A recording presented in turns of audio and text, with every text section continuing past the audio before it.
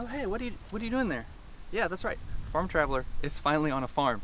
So we're at Lavaloha in beautiful Hilo, Hawaii.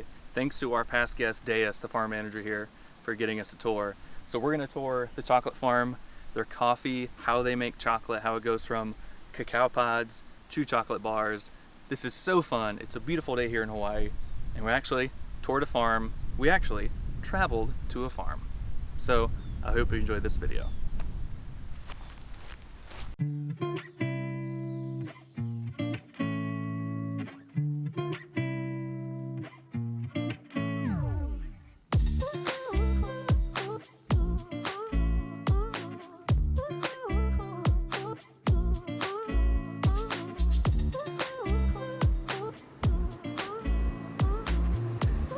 On this episode of the Grand Tour,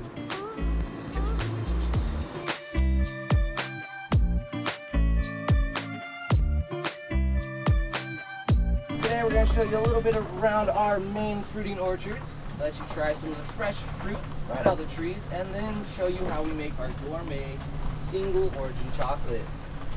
This first field we're coming up to, I like to call this our Charlie Brown Christmas tree orchard, because if you notice, half the leaves are missing from the trees.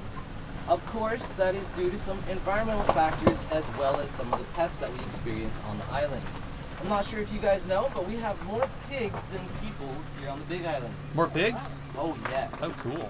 And there's, our whole 1,000 acres is completely fenced in, but we have 12 miles worth of little riverways. The most prominently grown cacao variety in the world. I don't see any right here. Oh, here's some. So this tree right here, all you can see is very small keiki, or young fruit. But this is your commonly known forastero tree. Okay. The pod starts off bright green, and as it ages, will start turning darker and darker in hue. As it ripens, it will actually turn into a golden yellow coloration. Of course, in the first beginning stages of their life, they look quite similar because they both emit a nice dark purple hue on the pod, just like you see here. As that ages, if it's a criollo, it will start to turn into kind of a stop sign red coloration. Of course, this is due to a little bit of sunburn, and this is due to occasionally when we go to check the pod if it's ripe, we actually will scratch the side of it. So that's why you see so many abrasions. Naturally, it does not harm the fruit at all because the fruit kind of heals itself, and the husk is about 1/4 to 1/2 inch thick. Oh. So unless you actually puncture it, it won't hurt the internal fruit So it's itself. a thick boy. Oh, it is. They're quite hard. You probably knock somebody out with it. But your criollo lightens up to a stop sign red coloration, while your trinitario has a mix between the golden yellow and the red hue. That's because trinitario is a hybrid between both varieties. It actually happened on the island of Trinidad in the year 1727. I was trying to find a nice one for you to get a picture of. The secondary stems. Cacao is a primary producer, just like Jabari. So that is actually called califerial growth. So through thousands of years of adaptation, certain trees have realized that they are more capable of producing and spreading their seeds about if they're lower on the tree.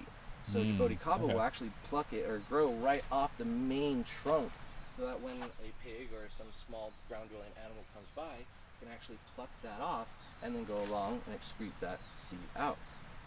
But usually our fruit that grow at a low level tend to disappear overnight. That's usually because the pigs come through and they're like, oh goody! Snack time. And they only wait till they're ripe too. So we believe that they can actually smell the internal nectar on the inside. Because once this starts to have a nice ripening color, the internal fermentation has already began. The natural sugars and yeast start to eat each other and naturally ferment, giving it a sweet kind of flavor profile. So they know the right time to hit it too. They do. Huh. But I'm going to give you guys a little history lesson while I open this, because it does take a minute. So originally, cacao was actually first utilized by the Mesoamericans and the Olmecs. At least that's what we know from being recorded times. But the Aztecs' famous cacao drink, or their ceremonial drink, was what revolutionized what we know as chocolate today. And that was actually due to that recipe making its way into Europe. But in Europe, the original recipe that consisted of nectar, cacao beans that were sun-dried, and a wide array of peppers and spices. Peppers and spices weren't that popular in Europe at the time. But what was? Milk and sugar. So they replaced the peppers and spices with milk and sugar and created your world's first chocolate milk drink up until the early 1840s when two Swiss brothers created a chocolate treat out of this amazing fruit. But this is actually completely edible. The whole thing? Yeah, so prior to about a few weeks ago, Mhm. I would tell you can only eat this internal core. Okay. And that's actually what we utilize to make chocolate out of. But we found out there's an individual on the East Coast that imports cacao from Argentina, and he actually will dehydrate the husk and makes flour out of it. So it is completely edible, but most of the nutrition is in the beans itself. Right. And this is for you guys. Don't feel afraid. Just you. take one, pop it out, and toss it in your mouth, and then just chew it all together. If it's not your cup of tea, feel free to spit it on out. That's kind of what I did my first one. But this is the sweetest out of all three varieties. It will have a kind of a bitter taste, but what a lot of people like to do is just kind of take that pulp off and then just eat the pulp. But the nutrition is in that bean itself. And I, for one, had never seen purple in my chocolate until they showed me the internal raw bean. But as it goes through the different stages of fermenting, drying, and roasting, it does get darker and darker, but that true natural purple does stay within the chocolate. Okay.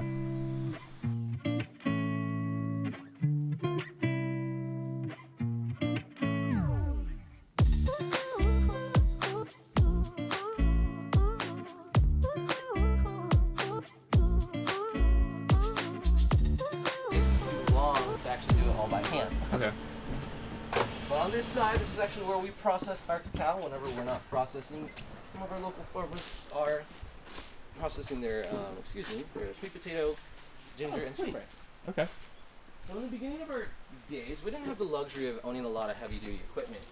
We actually sometimes, and still do, use these two machines right here. Oh, machines, contraptions. So this little thing has seen probably a few million pods at a time. You take each one, smash it until it breaks open, scoop out the contents, and then put it in our fermentation bucket like you see behind you. But through time we realized that this is not as efficient as we would like it to be. So we designed something similar to other parts of the world where they use a lot of scrap metal and old machetes.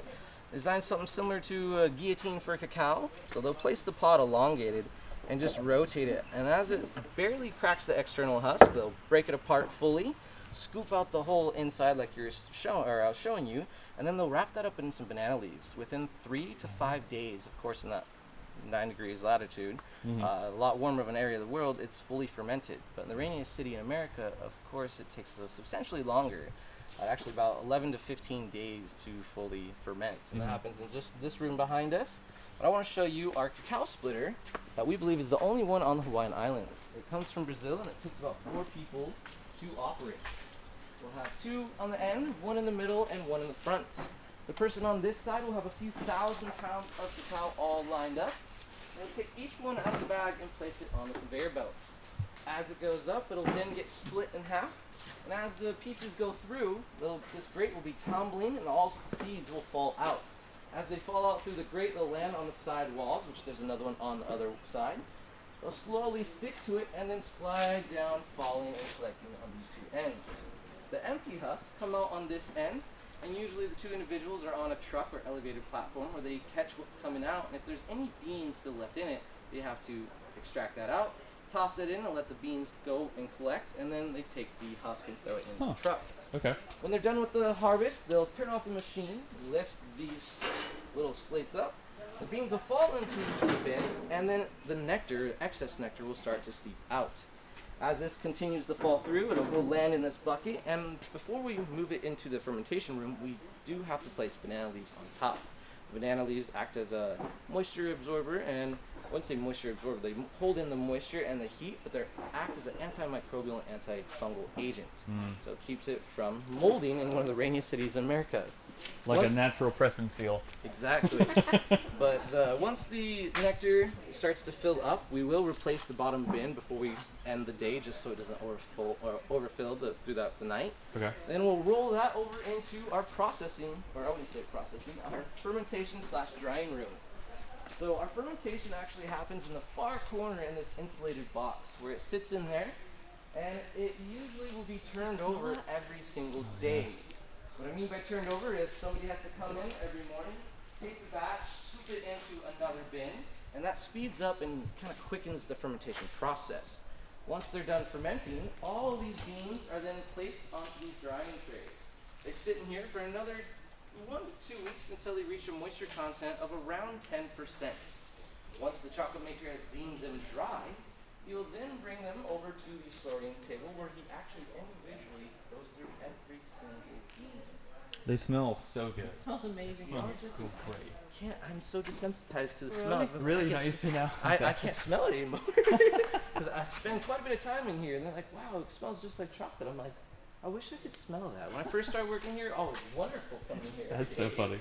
If you guys want to look down here, we actually just started to do our first time single origin coffee. So what I mean by single origin is that we have every step of the process is done here on our farm. We actually grow it here, pick it, ferment it, dry it, and then we actually have our own roaster now, about a $60,000 roaster from Turkey. Wow. But we are now fully operable in single origin coffee and our chocolate. So is the process of coffee and chocolate kind of similar a little bit? Kind of, yes. So generally they do have to be, plucked from the tree. Right. The coffee has to be, the actual skin has to be taken off or pulped, and then you get the beans. Those will ferment for a different amount of time, but then they have to dry as well. I would say it's completely, almost the same up until you get to the production of making your chocolate. So once it gets to the dry bean, there's a lot more steps, because coffee, you just gotta roast it, grind it, and you're good. Chocolate, you gotta roast it, winnow it, crush it up, process it, then add more, then grind it, and there's about 10 more steps added to cacao. Gotcha. So once these beans are completely dry, specifically the cacao, they're all placed onto the table that we first passed out as we walked in. And this is where the chocolate maker spends most of his mornings, and that is all searching through every single bean. So everything you see down here is basically the rubbish or stuff that we don't want to make chocolate out of. Of course, at home, this is perfectly fine. You could make chocolate with this, but we don't want to put things like this into our roaster, because if we do so, that exposed bean will break up into all these little pieces, burn and foul our whole roast. So we would have to throw that away, actually. So the chocolate maker's job is to sort through and find only perfectly encased beans. If this goes into the roaster, it won't break, and it basically keeps it sterile, protects it from breaking, and prevents it from burning. But he has to be very, very careful not to get some, because as they dry, that nectar will keep them together. And if you go to pull them apart, sometimes you take another piece off of one of the beans. If this is exposed, it'll dry improperly, and then it gets really brittle. And if you have this break in the roaster, it will turn the whole entire flavor of that roast completely off.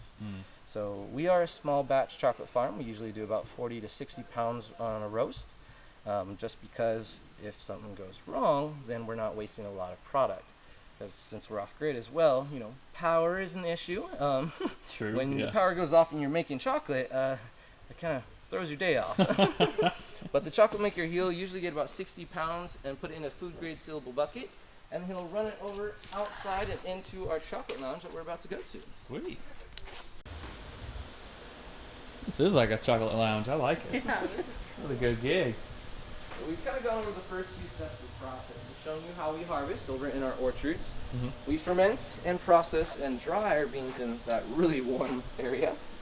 And then we actually do roast just at our front doors. So those two roasters you see back there are what we utilize. The smaller silver one is our current one that we use. And they will be usually preheated to about 245 degrees Fahrenheit, and then push the front of the door just to prevent it making it about 90 degrees in here. And then once it's completely preheated, our chocolate maker will throw them in and then start his day. But I have a few short videos that I can show you guys first. Fats and oils to be pressed out, or otherwise known as cacao butter, at a later stage. But if you don't have a press, a machine called a concher. What it does is it takes all three ingredients from the top, and it has 3 granite wheels that slowly grind everything together for about 5 hours until you get to this very smooth consistency. And at this stage, it'll never harden up to what I just handed you guys.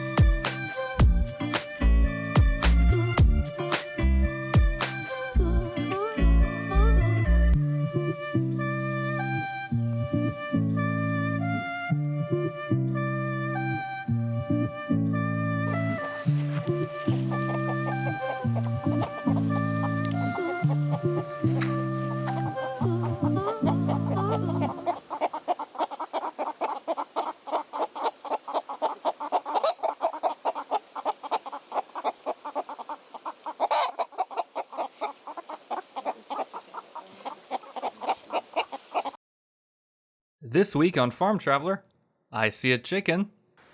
Guys, there's chickens. I love chickens, and there's chickens here.